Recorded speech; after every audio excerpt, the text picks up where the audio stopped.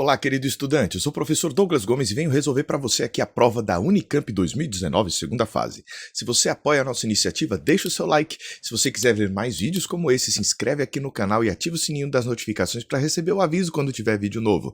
Quer conhecer meu curso online de Física? O link está na descrição do vídeo. Vamos então à leitura do enunciado. Diz aqui pra gente o enunciado que, em agosto de 2018, a NASA lançou a sonda solar Parker, destinada a investigar o Sol. Passando pela coroa solar, a sonda seguirá uma trajetória dando várias voltas em torno do Sol, em órbitas elípticas com grande excentricidade. Item A. Considere um corpo que descreve uma órbita elíptica em torno do Sol, como ilustra a figura. A área da elipse varrida pela linha que liga o corpo ao Sol no trecho 2 é o dobro da área varrida no trecho 1. A2 igual a 2 vezes A1. Já as distâncias percorridas nos trechos são tais que D2 é igual a 0,8 D1. Se a velocidade escalar média do corpo no trecho 1 é igual a V1 igual a 172.000 km por hora, quanto vale a velocidade escalar média no trecho 2? Primeira coisa que a gente precisa ter em mente, a segunda lei de Kepler. De acordo com a segunda lei de Kepler, o vetor posição que liga o planeta, o Sol ao planeta, ele vai varrendo áreas iguais para intervalos de tempo iguais. É isto que vai acontecendo. Mas aqui no caso, as áreas estão diferentes, então os tempos serão diferentes. Douglas, e o que é que eu vou fazer nesta circunstância? Lembrar que, de acordo com a segunda lei de Kepler, a gente pode dizer que a velocidade areolar é constante. Então vamos escrever aqui, segunda lei de Kepler. A gente diz então que a velocidade areolar ela é constante. Então, a área varrida A1 sobre o intervalo de tempo ΔT1 vai ser igual à área varrida A2 dividida pelo intervalo de tempo ΔT2. Por que mesmo? Porque a velocidade areolar é constante e dessa maneira, se a área for igual, o tempo é igual. Nesse caso, a área é diferente, então o tempo será diferente. Douglas, e aí? A gente vai colocar que o A2 é 2 vezes o A1. Então, nós vamos vir aqui e substituir o A2 por 2 vezes A1. Vamos fazer a substituição. A1 dividido por ΔT1 vai ser igual a 2 vezes A1, isso daí dividido por ΔT2. A gente fez a substituição de tal forma que a gente conclui, cancelando A1 com A1, que o intervalo de tempo ΔT2 tem o dobro do valor do intervalo de tempo ΔT1.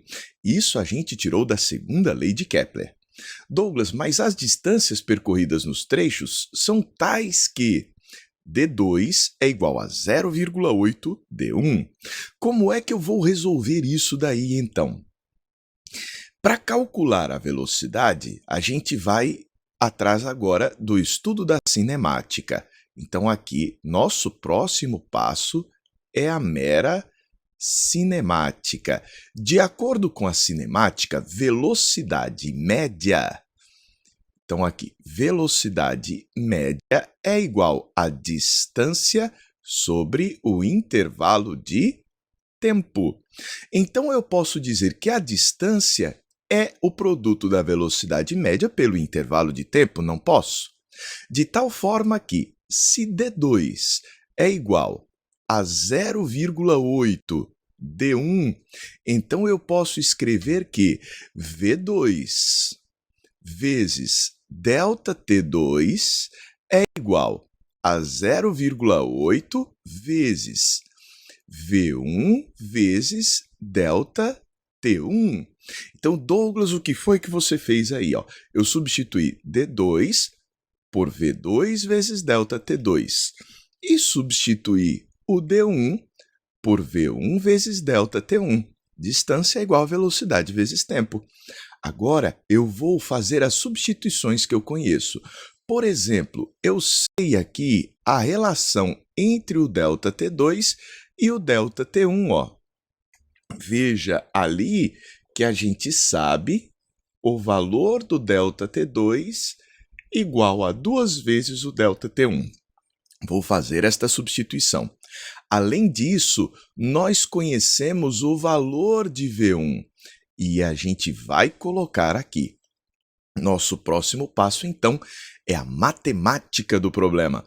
Então, vamos fazer aqui as substituições. Então, fica V2 vezes o delta T2, que vale 2 vezes o delta T1, vai ser igual a 0,8 vezes o V1, mas o V1 vale 172 mil quilômetros por hora. Isso daí vezes o nosso delta T1. Então, eu fiz as substituições. Onde havia, continuando aqui embaixo, onde havia delta T2, eu coloquei 2 vezes o delta T1. Onde havia o V1, eu coloquei 172 mil quilômetros por hora. Douglas, e agora? Agora é conta, porque o delta T1 cancela com delta T1. Nós vamos multiplicar 0,8 por 172 mil e depois dividir por 2. Então, vamos fazer essa conta. 172 mil vezes 0,8 vai dar 137.600 e nós vamos dividir isso por 2. Vai dar 68.800. Então, fazendo esta conta aqui, a gente encontra que V2 é igual a 68.800 quilômetros por hora, que é a unidade que a gente estava utilizando. Douglas, acabou esse primeiro item? Acabou.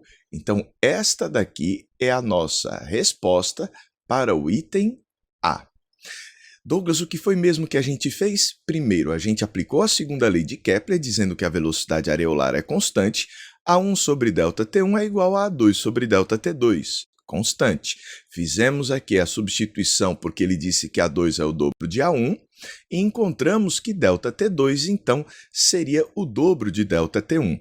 Depois, a gente veio para a cinemática, lembrando que velocidade média é distância sobre tempo. Então, a distância é velocidade vezes o tempo. Pegamos o dado de que D2 é 0,8 vezes D1 e aplicamos aqui e fomos lembrando que D2 é V2 delta T2 e D1 é V1 delta T1. Fizemos as substituições e chegamos ao resultado. Agora, nós vamos para o item B da nossa questão. Descendo aqui no enunciado, o item B conta para a gente que a sonda terá sua velocidade modificada, sem consumo adicional de combustível, nas proximidades ao planeta Vênus, explorando o efeito conhecido como catapulta gravitacional ou estilingue gravitacional. Existem várias nomenclaturas para isso. Para ilustrar esse efeito, considere dois corpos de massa mzão e mzinho, inicialmente com velocidades v0, mesma direção, mas sentidos contrários, um é mais v0, o outro é menos v0. Após a aproximação, os corpos se afastam com velocidades VA e VB, seguindo na mesma direção inicial, conforme ilustra a figura B. Como a energia cinética se conserva, a velocidade de afastamento dos corpos é igual à de aproximação. Então, a velocidade de aproximação relativa, quando se tem sentidos opostos, é obtida pela soma V0 com V0 dá 2V0. Agora, quando eles têm o mesmo sentido, a gente subtrai os módulos, Então, vai ficar VB menos VA. Ele já deu isso para a gente. Encontre a velocidade VB da massa m, minúsculo, mzinho, em termos de mzão, mzinho e V0. Em seguida, use mzão igual a 100 vezes mzinho e encontre a razão entre VB e V0. Douglas, como eu resolvo isso? Lembre-se de que num sistema isolado, a quantidade de movimento se conserva. Então a gente vai dizer que este sistema está isolado de forças externas. Ninguém está mexendo com esses dois. Deixe-me ficar aqui menor para a gente ter mais espaço para resolver o problema. Então a gente vai usar aqui o princípio da conservação da quantidade. Então aqui a gente escreve quantidade de movimento. De movimento. Lembre-se de que o vetor quantidade de movimento é o produto da massa pelo vetor velocidade. E é uma grandeza vetorial. Douglas, o que eu devo fazer aqui? Vamos fazer o seguinte, vamos adotar um eixo X para as coisas positivas. Tudo que estiver para a direita é positivo, tudo que estiver para a esquerda vai ser negativo. Isso já nos ajuda a dar o tratamento vetorial que a quantidade de movimento necessita. Então eu vou dizer, antes nós tínhamos o quê? Mzão vezes V0 e tínhamos Mzinho vezes menos V0, porque estava com uma velocidade no sentido contrário ao nosso eixo X. Depois, os dois estão no mesmo sentido, então nós vamos ter o valor de Mzão com a velocidade VA e o Mzinho com a sua velocidade VB. Assim a gente coloca a conservação da quantidade de movimento para trabalhar na nossa resolução do problema. Próximo passo. Ele não está interessado, não é em VB? Porque ele está interessado no VB, nós vamos tirar o VA da cena. Como é que a gente tira o VA da cena? Daquela expressão ali, a gente sabe que o VA vai ser igual a VB menos 2V0. Douglas, como foi que você chegou aí? Eu passei o VA para o outro lado, ó. Deixe-me fazer uma reta aqui que fica melhor de a gente colocar a origem dessa expressão. Então, isolando o VA, passei o VA para lá, o VA vai ficar VB menos 2V0. Com isso, eu consigo terminar aqui a parte matemática. Então, nós vamos colocar Mzão vezes V0 menos Mzinho vezes V0, coloquei o V0 para lá, vai ser igual a Mzão vezes, no lugar de VA, eu vou colocar o VB menos 2V0. Isso mais Mzinho vezes VB.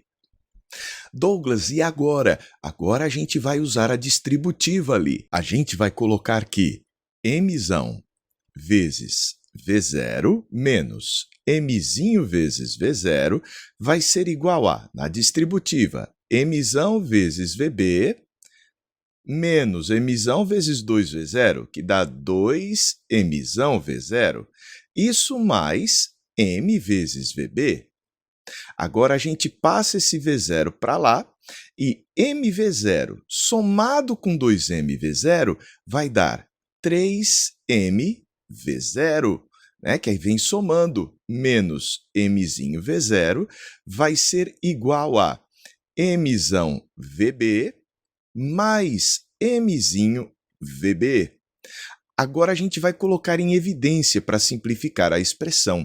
Douglas, como assim? No lado da esquerda eu vou colocar o V0 em evidência, vamos ficar com 3Mzão menos Mzinho.